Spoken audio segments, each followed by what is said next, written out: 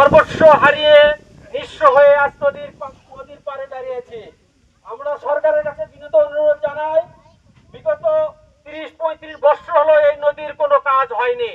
আজকে আমরা এখানে শ্মশানঘাটি মাদ্রাসা, আমাদের চক্রহেপুর বাসীর 2টা হিন্দু পাড়া এবং 1100 বিঘা জমি এখানে নদীর করাল কাছে খেয়ে ফেলেছে। আজকে আমরা বড়ই অসহায়। দেশের মানুষকে প্রতিদিন সুরক্ষিত রাখার প্রত্যয় নিয়ে সেফটি কেবলস সহ এলো সেফ সিলিং ফ্যান। নদীর পাড়ে অবস্থিত যাদের বাড়িঘর বসতভিটা রয়েছে তাদের আজকের এই এলাকাবাসীর শান্তিপূর্ণ মানববন্ধনে আমরাও আসলে শরীক হতে চাই।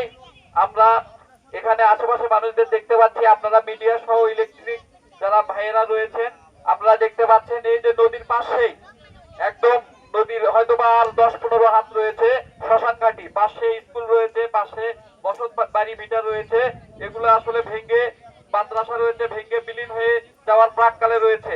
এখনো যদি এখানে সিসি ব্লক দিয়ে এখানে যদি বাঁধ পুনর্নির্মাণ করা হয় আসলে এই নদী ভাঙ্গন থেকে আসলে এই এলাকাবাসী মুক্তি পাবে।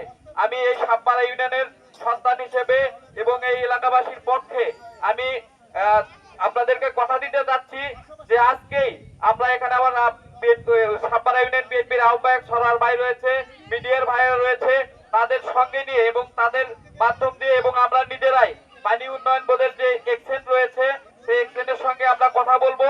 আমরা উপজেলা নির্বাহী অফিসার আমাদের ইউনো মহোদয়ের সঙ্গে কথা বলবো।